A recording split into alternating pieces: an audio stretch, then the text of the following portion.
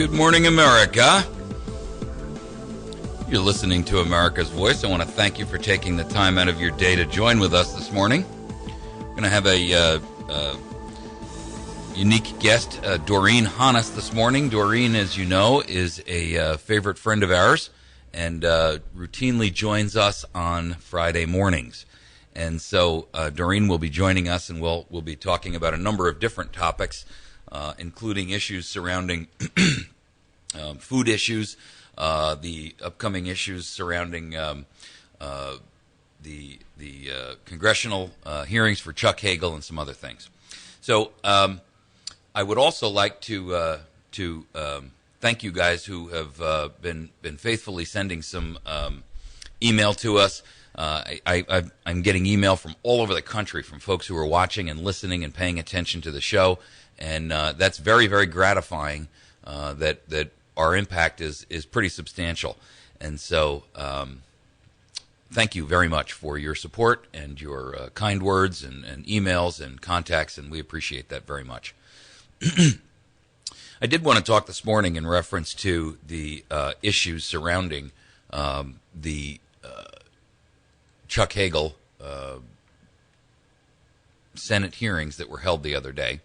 And if you are not familiar, I would encourage you to go visit our Facebook page, where I post up some rather interesting information there every day, and also on our website, where I've got some notations and articles about that as well. Mr. Hagel yesterday apparently attempted to have his hearings held for his new seat that is he's supposed to be being reviewed for, and of course there were some very, very heavy questions. Now, Hagel is a Republican, and so you need to recognize that as a Republican, he is being, for defense secretary, he's being grilled by both Democrats and, of course, Republicans. Hagel is not particularly popular with the Republican set because he's considered to be a rhino.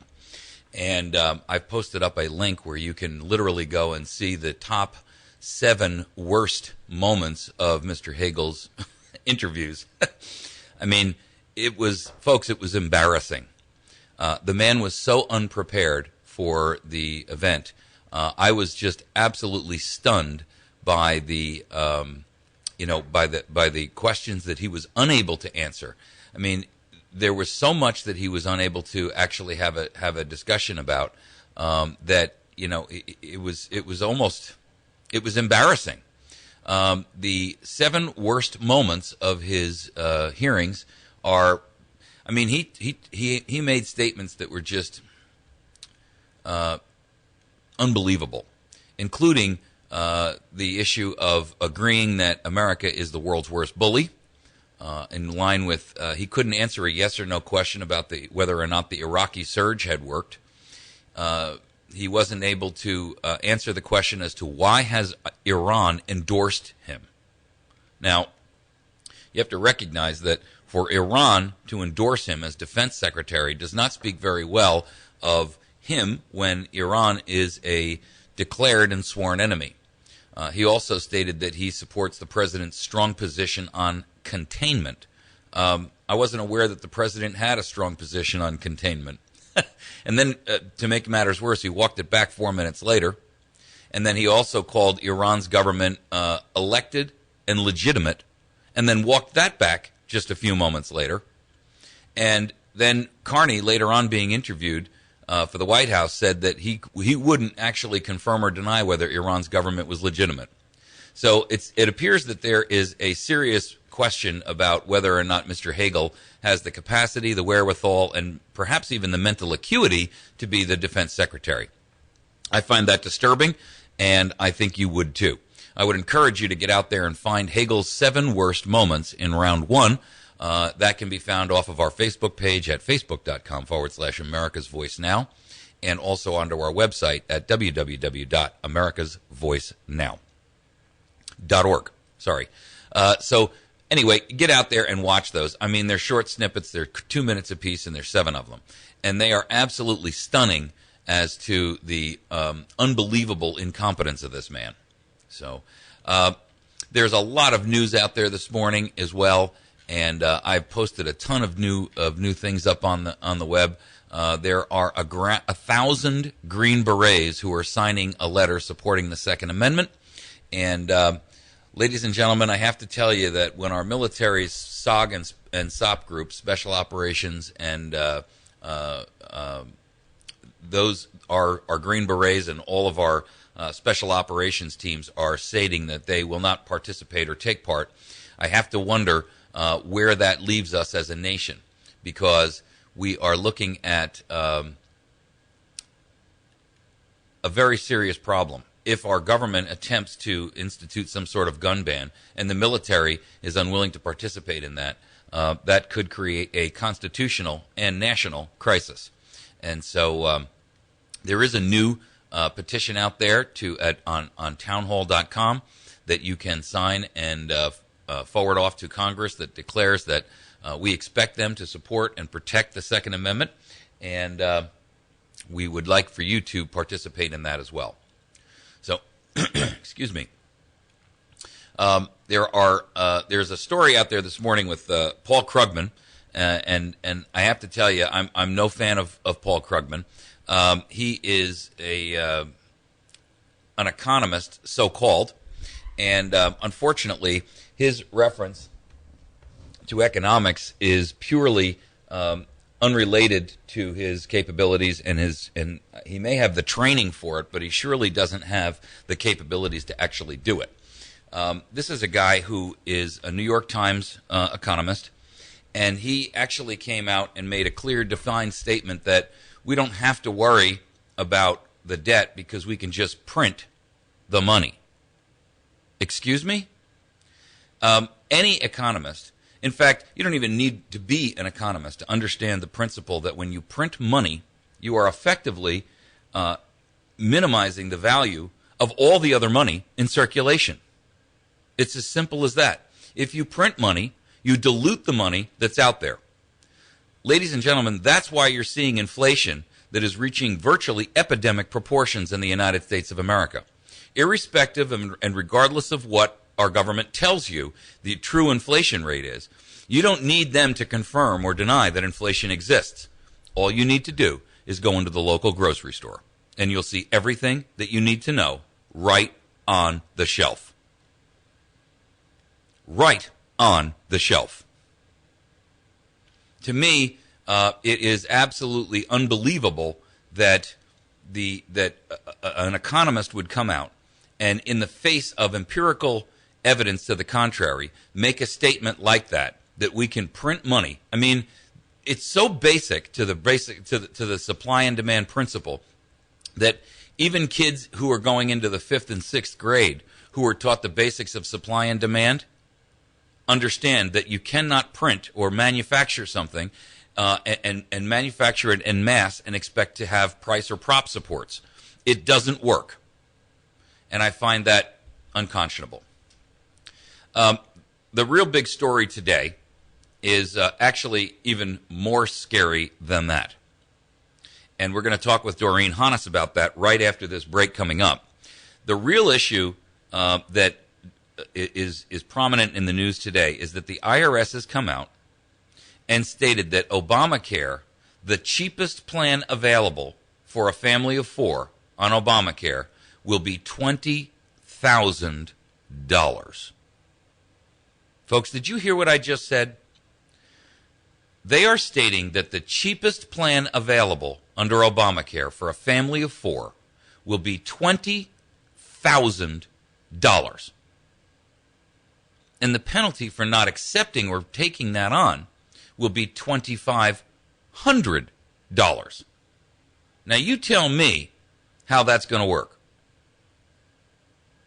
You tell me how you're going to get Americans who are making $40,000, $50,000, $60,000, $70,000 a year to pony up $20,000 or pay a fee of $2,500 or a penalty. And by the way, they continue to call it a penalty even though the court had declared it a tax.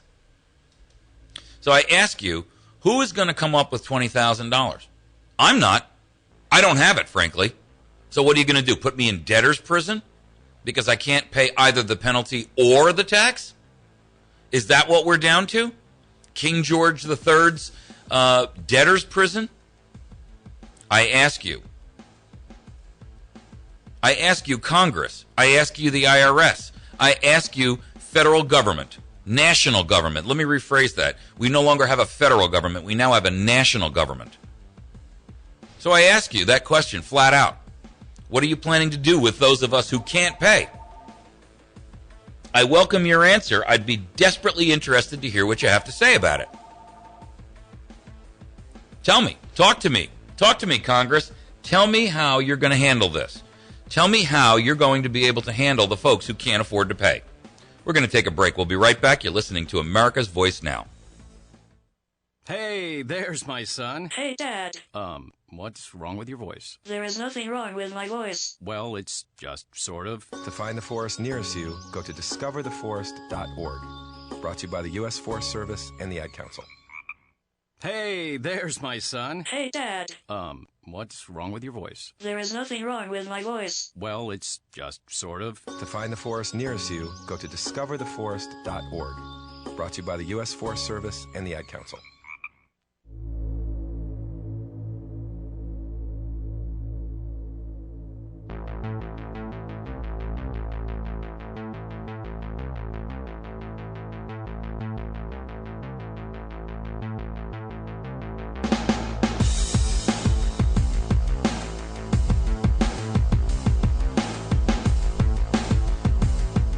All right, we're back.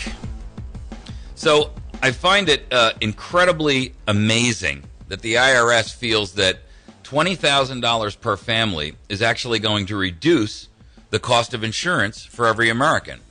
I mean, as I recall, that was the original intent of Obamacare, was it not? Good morning, Doreen.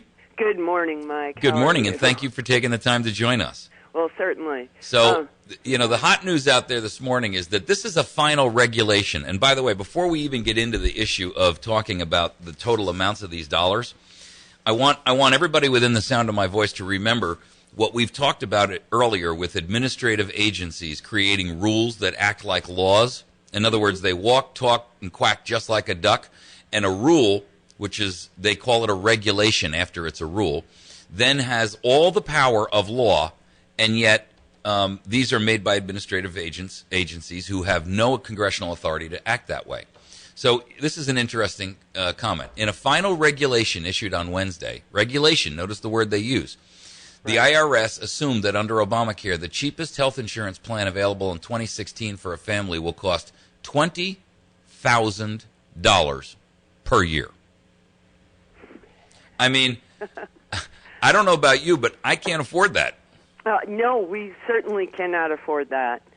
Well, here's the alternative. If you don't do that, then you have to pay a penalty of $2,400 for not having the $20,000 that you needed to pay the insurance bill. I mean, so my question to Congress and the President are simply this.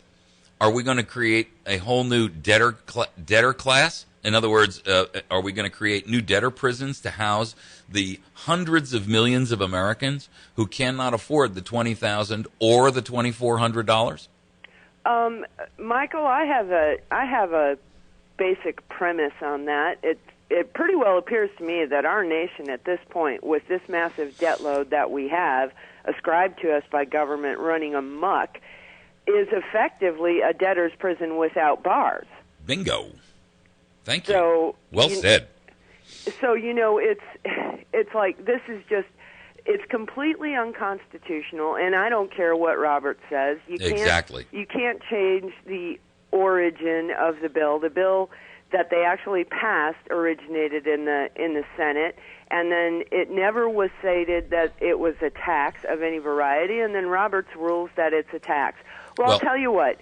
The bottom line is the people are sovereign, and we are above the states. The states are above the feds, and there is no capacity for the federal government to require us to purchase anything. Au contraire, according to the federal government, they're saying that these states, and there's two of them right now, who have passed essentially the HB 170, the equivalent of it, which is running here in Missouri, that says that any gun legislation passed by the federal government is nullified.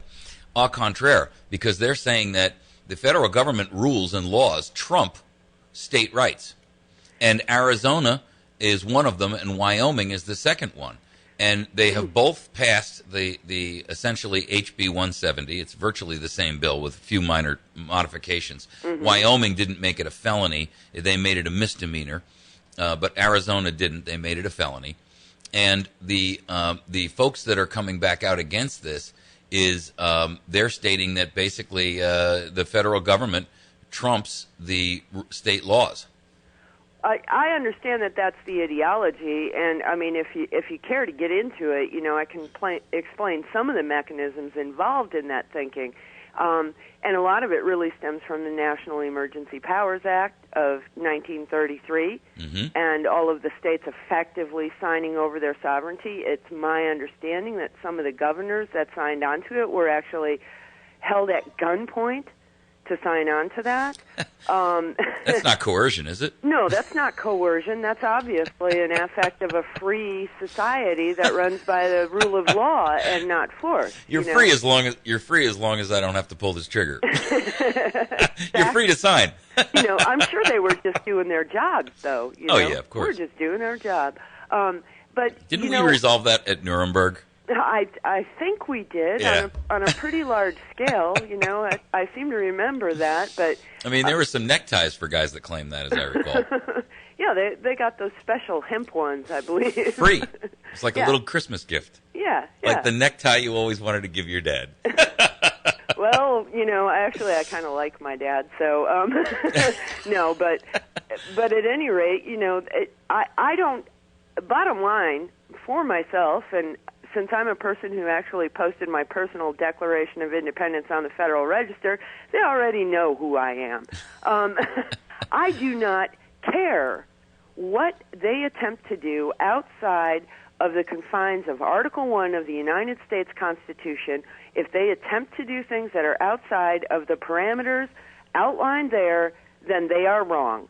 Well, Mary Throne, a Democrat and an attorney in Cheyenne, Wyoming, says that some states have tried such nullification laws in the past, and such efforts were common in the years before the Civil War and then during the Civil Rights Movement, when some segregationist states tried to ignore federal law and practice nullification of federal law. If we want to make a statement, we can do it, but let's not pretend that it's consistent with the Constitution, because it's not. How is... Thank you, Ms. Throne. And by the way, have you noticed her last name was Throne? Yeah. Well, holy smoke. There's another aspect of Throne. Yeah. And it flushes. Yes, exactly.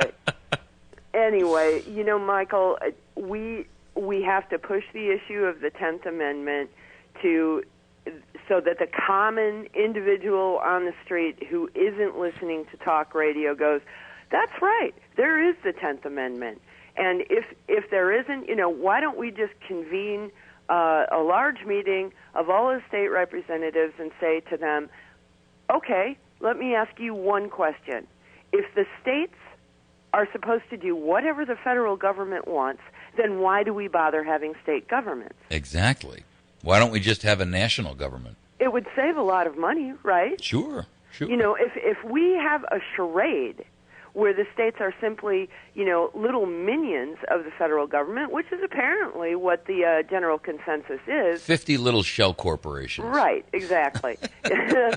To launder money through. Fully owned subsidiaries, right? Fully owned subsidiaries and shell corporations, with which we just launder money. Right. If that's the case, then why are we continuing this charade? I'm tired of the charade. We either have a constitution and we either have states that actually have rights of their own accord, or we don't. And if we don't, it should be known to the general public that is the case. Sure. I'm reading Robert Mazur's book about the Medellin cartels and his time as an undercover agent tracking their laundering of money. And I'm telling you that our national government is beginning to sound and look like the Medellin drug cartels, and how they set up shell corporations and all these methodologies by which they could wash money as it went through, and then it comes out clean on the other end. And Washington is like the central repository. Yes. You know, there was a nonpartisan legislative service office. It's supposed to be nonpartisan. And they've come out with stating a legal analysis of this bill in Wyoming that notes that the U.S. Supreme Court recognizes federal law as the supreme law of the land. And to me, that statement is indicative. That sounds very similar to, well, we're a police force, and we investigated our own officer and found him not guilty of anything. Right. Exactly. Or, you know, we're the IRS, and we evaluated that agent who stormed in the wrong house and shot the poor woman for $12 worth of taxes she owed, and we found that nothing was done against the law. Move along, folks. There's nothing to see here. Well, right. You know, effectively, we've entered the doublethink portion of the program, you know, where, I mean, they continue to state things that are the reverse, the absolute 180 degrees out from our foundational principles, and we just go, oh, okay. I mean, obviously, your listeners are probably not the kind of people that just say, oh, okay, but in some, that seems to be what our nation is doing. We're just, oh, okay, so they need us to pay $20,000 a year for health insurance? There you go. I mean, well, if you don't have the 20, then we're just going to penalize you $2,400 for not having the 20,000.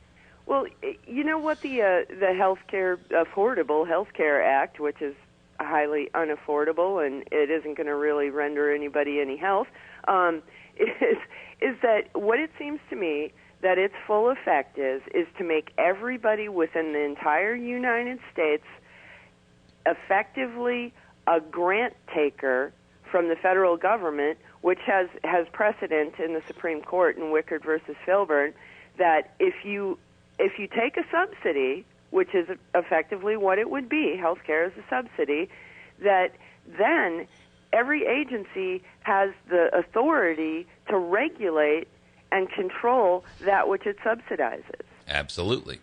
You know? Well, you know, we're seeing the way that they're putting this into play, because it's interesting that as the IRS laid out these regulations, regulations, they calculate that the way that this is, that the family who does not buy insurance would need to pay a, quote, and this is the word they use, a penalty. Now, this is the word that the IRS is still using, despite the Supreme Court ruling that it is not a penalty, and in fact it's only lawful because it's a tax. Right.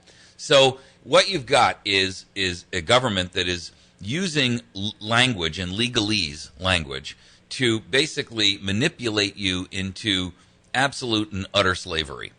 There you go. I mean, if we don't stand up, folks, and say that we are going to be civilly disobedient and refuse to participate in this unconstitutional violation of every right that we have as individuals, because this is a tax on breathing.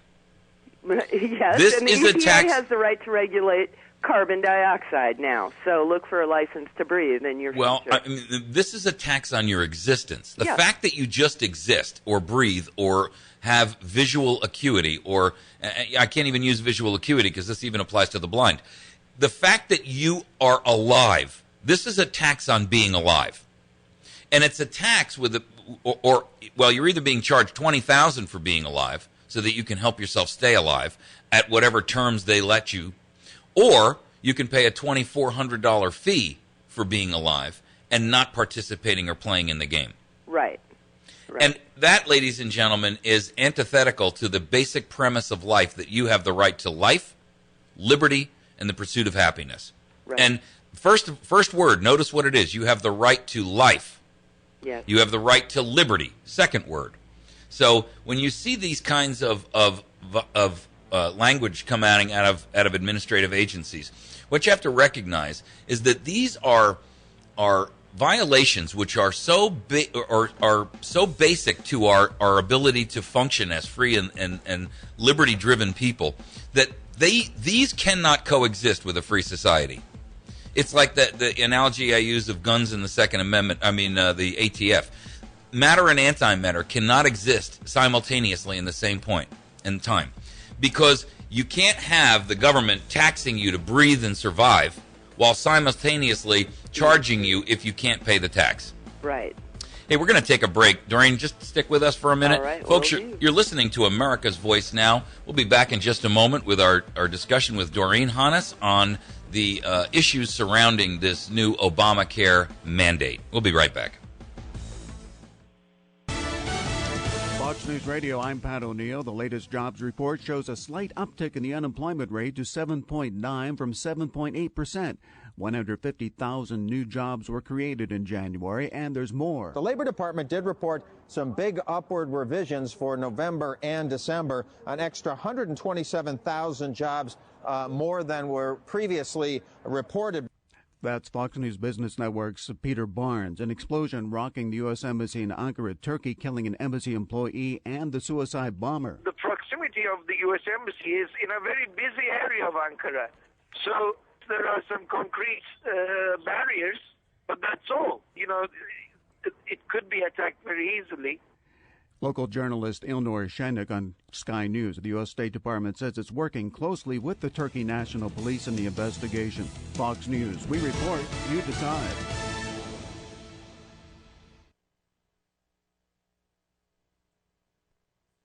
The winter storm season is here. When we have another ice storm, are you ready? What will you do for heat, food, or water if the power goes out for an extended period? Ozark Mountain Self-Reliance can help you get ready. We have storage food, water purifiers, alternative cooking sets, and a whole lot more. Come see us at 3225 Highway 62 East, Suite number 3, just a half mile past Walmart in Mountain Home. Or call us at 492-4030. That's Ozark Mountain Self-Reliance. I know what you're thinking, Bunk. You're thinking, did he fire 6 shots or only 5? Dirty Harry gets all his ammo from the battery station.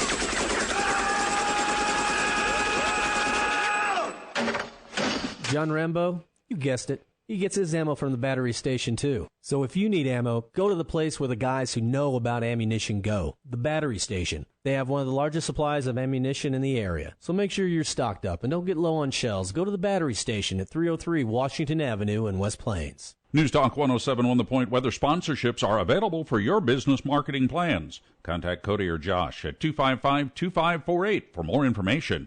A developer at a U.S.-based critical infrastructure company was caught outsourcing his work to China, meaning that he was paying someone else to do his job. Here's how Bob spent his day. Surfed the internet for a couple of hours, and then he watched cat videos. 11:30, he went to lunch. 1 o'clock, he went on eBay. 2 o'clock to 4:30, he was on Facebook. 5 o'clock, he went home. Cat videos? Really? Saturdays noon to 3 and weekdays at 7:35 for your Digital Minute. It's Kim Commando on the Ozark's Best News Talk 107.1.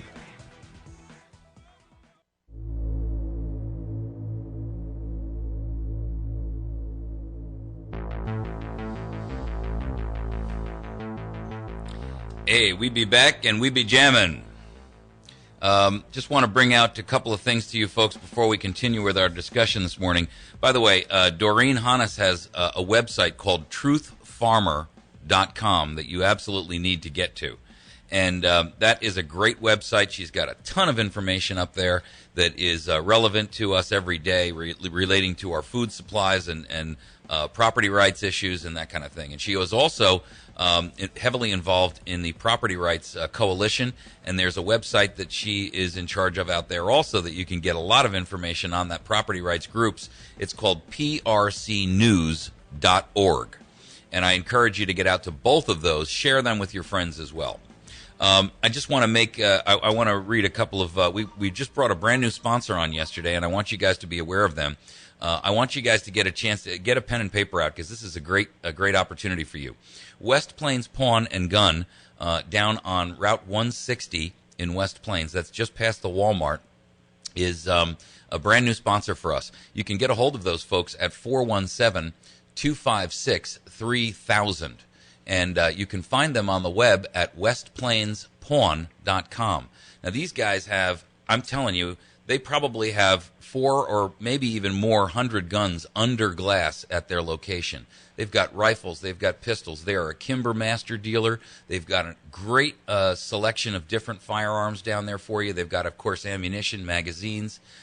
They've got all kinds of shooting accessories. And I'm really proud and pleased to have these guys on with us as a brand new sponsor. So please make sure that you get a hold of them and visit their website, and then make sure that you get down and see their location, because I'm telling you, you'll be blown away by the selection of firearms these guys have. It's called West Plains Pawn and Gun.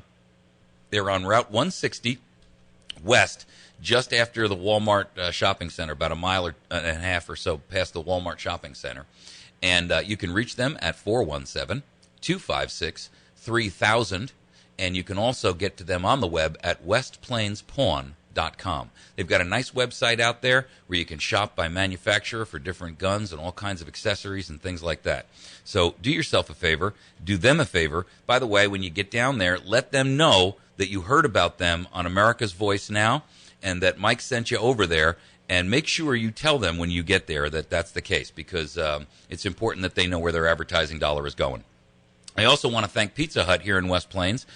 They have a great lunch buffet, and I'd encourage you to get out there and swing by there. If you have a chance to go by there, by the way, my daughter works over there, so make sure that you're nice and leave her a nice tip. West Plains Pizza Hut, and that is on Porter Wagoner Boulevard in West Plains. Battery Station, our friends down there on Washington Avenue at number 303 Washington Avenue, 257-7799. You can also find them at batterystation.com on the web. They have all kinds of camping and survival and self-reliance gear. They've got some ammunition in stock still, and great opportunity for you to get down there. By the way, they have almost any battery you could dream of. I don't mean to slight their battery side of their business, but I'm telling you, they've got an unbelievable selection of batteries. Bill Stone over at Stone Construction, great patriotic American and a real friend of ours here at the station, supports this show wholeheartedly. You can get a hold of him at 293-0116. Some 40 years in the construction business, has done a ton of projects around here, built custom homes, duplexes, commercial work, residential work, does all kinds of different projects, from everything from farm work on pole barns and pipe corrals to decks and concrete work, structural work, even offers a project or a program for homeowners who want to build a new house and have him help GC the project. So it's like a project, full-service contractor management program. Great opportunity for you at 293-0116. Mary, our friend over at Chantilly's Artisan Bakery, that's the best damn bakery in 100 miles, and she's at number 2 Evans Arcade in West Plains, right off the square. You can get a hold of her at 255-2253, and our friends down at Ozark Mountain Self-Reliance. You can find them on the web at ozarkmtnselfreliance.com. They're 1/2 mile east of Walmart at 3225 Highway 62 in Mountain Home. And they can be reached via telephone at 870-492-4030. You can also get to them on the web at ozarkmtn Self-Reliance. I want to thank .com, by the way. I want to thank each and every one of our sponsors, because you guys are the ones that enable this show to be out there on the air. And guys, you owe them a debt of gratitude, because they're the ones who help keep this project alive for you. Make sure that you're patronizing them. Make sure that you're letting them know when you get in there, or when you call them, or you visit them on the web. Send them a quick note and tell them, thanks for supporting America's Voice. Mike sent me down here, and I'm very pleased to be a new customer. So let them know where you heard about it, and make sure that you're patronizing them. And get down to West Plains Pawn and see the unbelievable selection of firearms he's got there. You know, I used to be a firearms dealer. I walk into that place, and it's like eye candy for me, you know. And, you know, I'm not allowed to own them anymore, but boy, I tell you what, when I walk in there, it's like, what? I get all excited. Hey, Doreen, can we take a phone call? Yes, we sure can. Okay, let's hope he's still on. He's been on hold since I was reading all those ads. Caller, are you there? Yes, I am. This Good. is Rich from Branson. Hey, Rich from Branson, how you doing? I appreciate your guest, and she said something that I thought was very interesting, and I thought about this years ago. You know, there's 50-some men who signed the Declaration of Independence. Mm-hmm. They may have been representatives for other people, but there was a large percentage of the colonists that did not want to sign. And she's got a good point there. You know, it's about time we all said, hey, let's sign our own Declaration of Independence. That's it. It's over. We're out. You know what I mean? And the only legal defense that I see we have in court with these penalties and with this health care would be, Judge, dollars of what? Would be what? No, say that again. Dollars of what, Judge? I mean, Congress is failing to do their duty under Article 1, Section 8 to coin and regulate the money. They turned that power over to a private corporation of bankers who set up a system in here. It's a cabal, by the way, not a corporation, but go ahead. Okay, you're right. And, what's totally amazing, Article 1, Section 10 was a check against a misbehaving Congress. No state shall make anything but gold or silver coin a tender in payment of debt. That's never been amended or repealed, and I got letters from congressmen, attorney generals from different states of the union, senators, United States senators, state senators, saying that Article 1, Section 10 has never been amended or repealed. In fact, Missouri statute at RSMO 408 defines legal tender as silver coin. So the law does not allow impossibilities. If it's not out there, it's impossible to pay. Case dismissed. Doreen, Rich is from Branson, but we need to get this guy out here. He's a wealth of background information and obviously a good researcher. Yes, absolutely. I love you, Rich. Thank you. You're absolutely right. Here's the situation, folks, is that we have a Congress completely out of control. And that's why one of the Restore Missouri projects is the absolute nullification of federal law that we don't agree with. And nullification is the only method that we as a state and individuals as well have to be able to stand up again, because there's no way that we can go back in and repeal all of these regulations and rules and all the rest of this stuff, and even the laws that are passed by Congress. So the only way to really do it is by basically putting up an umbrella legislative initiative within the state of Missouri that calls for nullification of any federal law that is simply added to a list.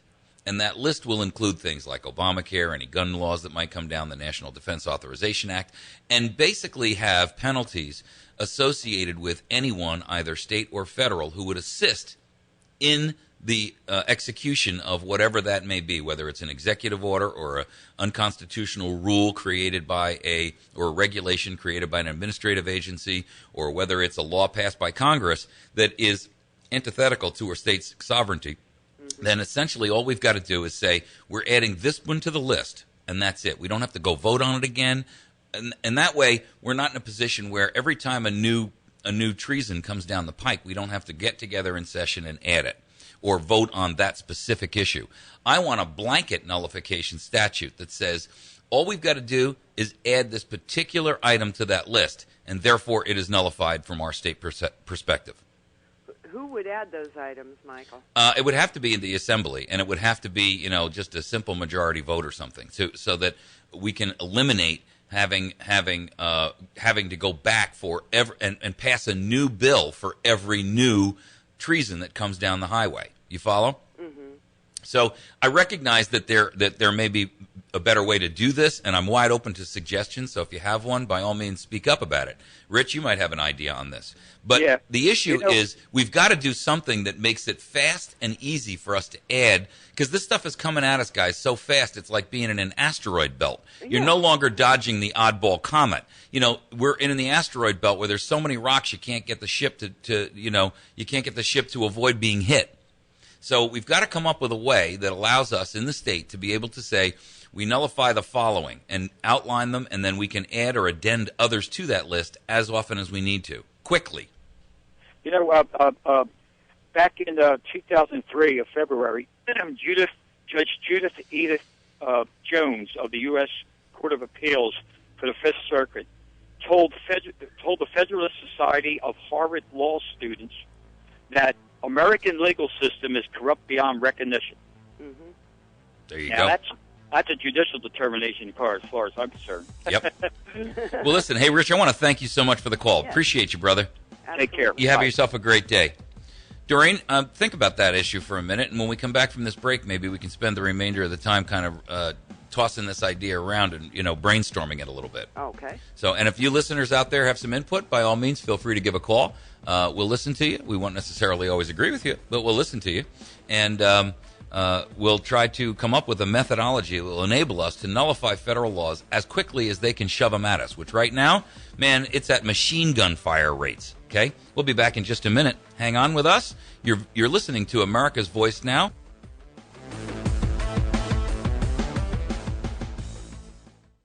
Hey, Hey, there's my son. Hey, Dad. What's wrong with your voice? There is nothing wrong with my voice. Well, it's just sort of. To find the forest nearest you, go to discovertheforest.org. Brought to you by the U.S. Forest Service and the Ad Council. Hey, there's my son. Hey, Dad. What's wrong with your voice? There is nothing wrong with my voice. Well, it's just sort of. To find the forest nearest you, go to discovertheforest.org. Brought to you by the U.S. Forest Service and the Ad Council.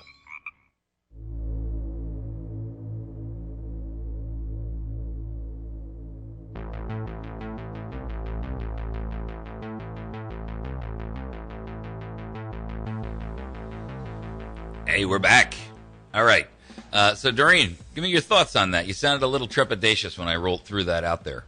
Well, it's just because I'm too familiar with the actual legislative process up at the state capitol, and trying to get anything that's really good actually done and through in a clean fashion is really difficult.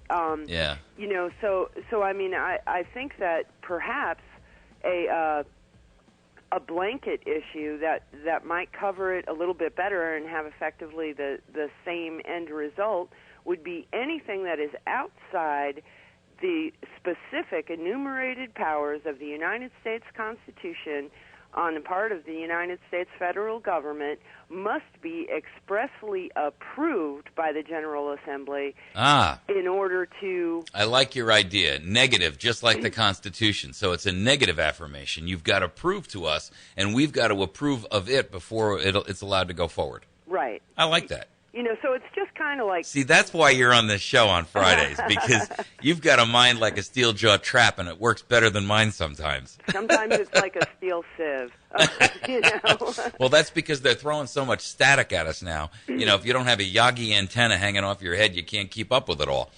It's just, to me, it's just, this stuff is coming at us so fast and furiously. Did I say that out loud?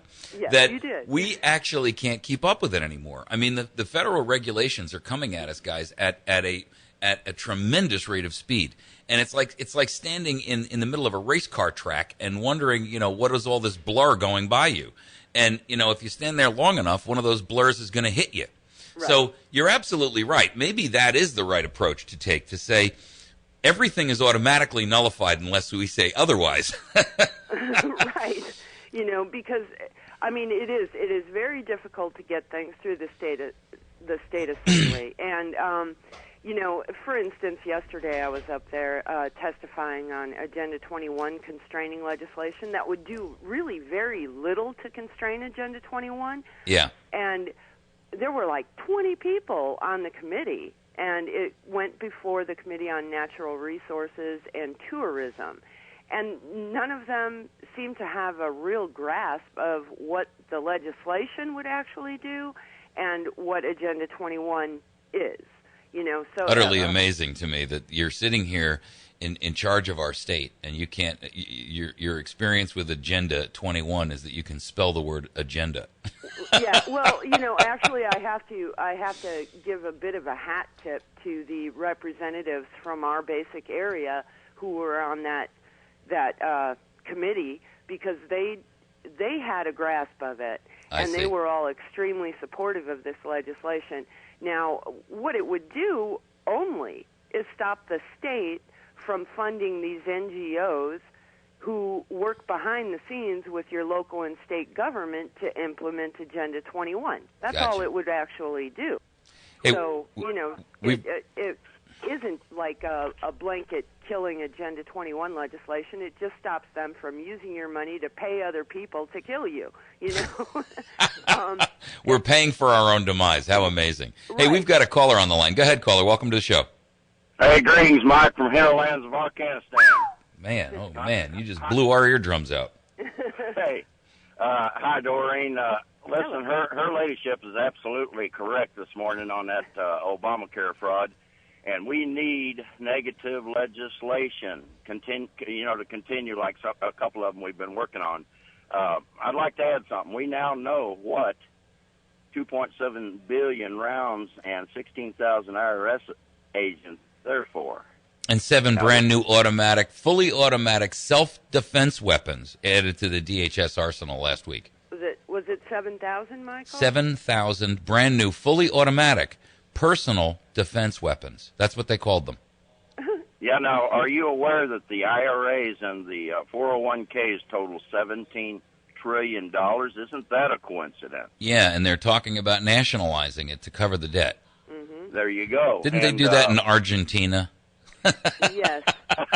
Well, this is all part of the. This is Argentina. Process. We're the United States of Argentina. Yes. And apathy. We finally figured it out. We are going to have to stand by states' rights, and that's the bottom line. We're facing a massive seizure attempt on what's left of America's personal property, and the reason is treason. That's a little harsh, but I don't apologize. I like that. I like the ring of that. Yeah. The reason is treason. And one more thing, I'll let you go. American Pie, another clause. The players tried to take the field, but the marching band refused to yield, and that's not talking about a football game. Yep, good point. Very good Goodbye. point. Hey, thanks, Arcanistan Joe. You bet. I love him. Yeah, my eardrum went, whoa. I know. He jumped on there, and it was like he must have been holding the phone just way too close. Modulators weren't working right. Right, exactly. No, but I think perhaps a negative control mechanism put into position by the states, which really should already be in position, Mike. You know, I mean, with our state constitution, it should already be in effect, but I think that might be about the only way to get anything in the way of nullification and the proper position of interposition against the overarching federal government for our state to take. Right. You know, and it would have to be a veto-proof majority. Yeah. It would absolutely have to be. Well, we have a veto-proof majority. All we've got to do now is wield the weapon we already have. Right. You know, unfortunately, I think that there's some in our state assembly that would be afraid to, you know, utilize and wield the power that we've handed them because of the risk to their personal careers, which is the major problem with politicians globally. But, you know, the problem is that if we don't take control of this thing, and soon, we are going to be completely washed out, and you know, by the flood of sewage that's coming down the pipe from Washington. And you know, I'm reminded when Cynthia Davis was coming on the show here when she was before the primaries, when she was running for office up there for lieutenant governor, she had a phrase, and she said, "I no longer call it our federal government because it's not representative of us anymore. We're now going to call it the national government because it is a true separation line between the fact that, you know, they no longer represent the federation of the 50 states, in other words, right? Right. And they have, for all intents and purposes, declared themselves a dictatorial body that is, you know, placing at this point unconstitutional limitations on every American out there in all 50 states, you know. Well, and all of the Kabbalist and all of the 50 branches, if you will, of the the cartel. Well, in effect, it's state-sponsored terrorism. There you go. Listen, our national government is an exigent threat to the constitutional basis of this nation. And if people don't recognize that and understand it for what it is, I'm here to tell you that they are a clear and present danger to the continuation of the United States of America and the continued union of the United States of America. Well, and the continued peace and civility. Not to mention. Well, you know what's going to happen if the union tries to break apart for whatever reason. There's going to be another civil war. I mean, it's not even a question of would that happen if the states to try to at some point say, you know what, we've just had enough. Have a nice day. We're going to go. I mean, Texas, as an example, has an economy that is the 15th largest economy in the world. Right. With all due respect, they're bigger than France, right? So there would be nothing theoretically that would keep them from saying, you know what, we really don't need the national government anymore. We can completely operate as a standalone entity. I mean, economically speaking, they could get recognition globally. People would be more than willing to do trade and so forth with them. So let's just use Texas as an example. If Texas were to say, hey, you know what? Our Constitution says that, the Constitution is not a suicide pact, and we're if you want to jump off this cliff, you're going to do it alone. We're leaving. Right, and they actually that would kick off a civil war. Right, they actually have a positive economy as well. Not to mention about compared especially against the national government, right? Right. I mean, their economy is growing, ours is shrinking. And right. So the minute that Texas, to use that analogy or to use them as the example, the minute that they went and declared their sovereignty, that would kick off a second bloody civil war in the United States of America. And I hate to say it, but I smell that coming. I don't know where and how and under what circumstances. I don't know how that twist in the music is going to play. But I mean, at some point, I don't believe that we can continue under the guise of what we're currently the fallacy and the falsity of what we're currently running under, calling our national government in charge of or declaring that they're in charge of everything, including the 50 states. Right. What I would like to know is about people who supported Obamacare, felt that it was really necessary. I'd like to know what they think about this lovely example 3 that you pointed out to me while we were on a break. Yeah. And see how they feel about it. Well, the think thing. It's 3 for those of you who haven't seen it yet. There's an example that they give you in this story, which I've got posted up on Facebook on our website. And it's example 3, a family without minimal essential coverage. Notice the language that they're using. This is an IRS example. And it's 3 paragraphs, and it reads, folks, like a Chinese manuscript of hieroglyphics. It's almost impossible to figure out because it references for each month in 2016 under paragraphs B subsection 2 subsection II and B subsection 2 subsection III of this section, the applicable dollar amount is $2,780, in quotes, $695 times 3 adults, plus $695 divided by 2 times 2 children. Mm-hmm. That's only one sentence, people, and there's like 50 in this description. I'm telling you, when you read this, you're going to think to yourself, this thing is must have been written by an accountant so he'd have a lifelong job. Look, here's one of the philosophies that I employ. If it's too complicated and it's either social policy or law, it's wrong. Right. If you can't read it and understand it, the average American now, right? Yeah. If the average American can't read it and understand it, then it doesn't have a place in existence. And I have to tell you, there isn't an IRS regulation that's come out in the past 75 years that can be read by the average. In fact, CPAs who study this stuff all of their lives, in fact, that's all they do, they can't even determine what it means. And the IRS agents who wrote it can't define it and intelligently describe to Congress what their intent was. So that ought to tell you everything that you need to, folks, that you need to know. This thing is an IRS agent, a CPA, and a trial lawyer's dream.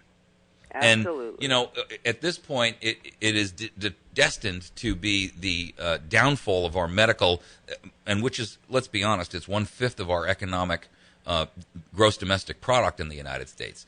So they've taken effectively and hijacked 20% of our economy with this ACA, while simultaneously handcuffing and enslaving literally every of the 315 million Americans that exist in the nation. Yes. Listen, Doreen, we're gonna wrap because we're at the top of the hour here, right. Folks. Doreen joins us every Friday, and I want to thank her for putting forth that effort on her part. You can find her website at truthfarmer.com. And she also has another great site that you can get to, which is PRC News. That's P like Peter, R like Romeo, C like Charlie, news.org. And those are 2 programs that Doreen is heavily involved with, and the second is the Property Rights Coalition. Make sure that you get out there and you support Doreen. And if you can, she's got a donate button up there. You can certainly help her with that at truthfarmer.org. She would greatly appreciate it. She's another volunteer just like I am, and we need your help and support. Folks, you're listening to America's Voice Now. I want to thank you for joining us this morning. We'll be back tomorrow morning, Saturday morning, at 6 a.m. bright and early. We'll run through till 9 a.m. Have yourselves a great day. We appreciate it. God bless America, and God bless the United States of America. Have a wonderful day. We'll talk to you tomorrow.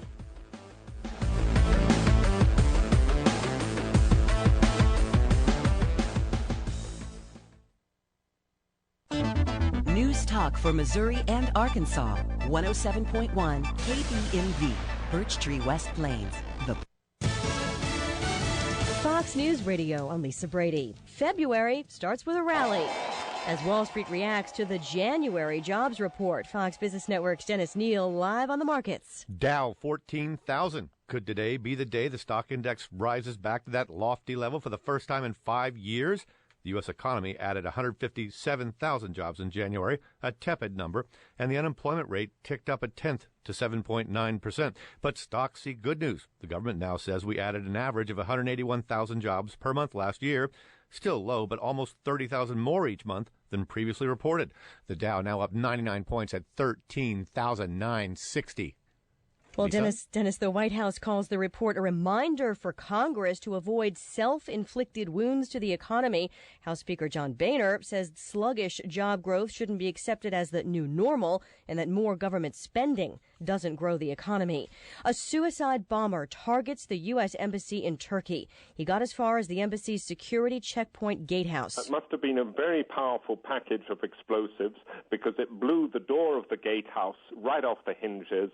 It blew the marble facing off the gatehouse and left a wide open hole in the wall around the bulletproof window to the gatehouse. Global Radio Network's Jasper Mortimer in Ankara. The bomber and a security guard dead. The first reaction from Washington just in. The State Department calling it a terrorist attack, saying the U.S. is working closely with Turkish National Police. Vice President Biden is in Munich and at a joint event with Chancellor Merkel, said the attack reinforces the very close counterterrorism cooperation that exists between Germany and the United States. There's a late report from a Turkish official saying the bomber was connected to a leftist group in Turkey. Fox News Radio, fair and balanced. Geico says, let's make life simpler. You need to buy something, but you don't want to make a mistake. So what do? Scour the web? Collect sales circulars? Ask your brother-in-law? How about this? When it comes to car insurance, Geico has a 97% customer satisfaction rating. I repeat, 97%. So make it simple. Just ask a friend who has Geico. Then click or call. You could make it 98%. Geico. 15 minutes could save you 15% or more on car insurance. At Sam's Club, save big with new lower prices for the big game. Like thirst-quenching Pepsi and chicken wings with plenty of kick. All at sizes that'll keep the crowd cheering. And get into the action with bigger values on Sam's Club's wide selection of big screen TVs, like the new 70-inch Vizio. Not a member yet? Join the club January 29th through February 3rd and score a gift card worth up to $20. Life is better when you're in the club. Sam's Club. Join and save. See club for details.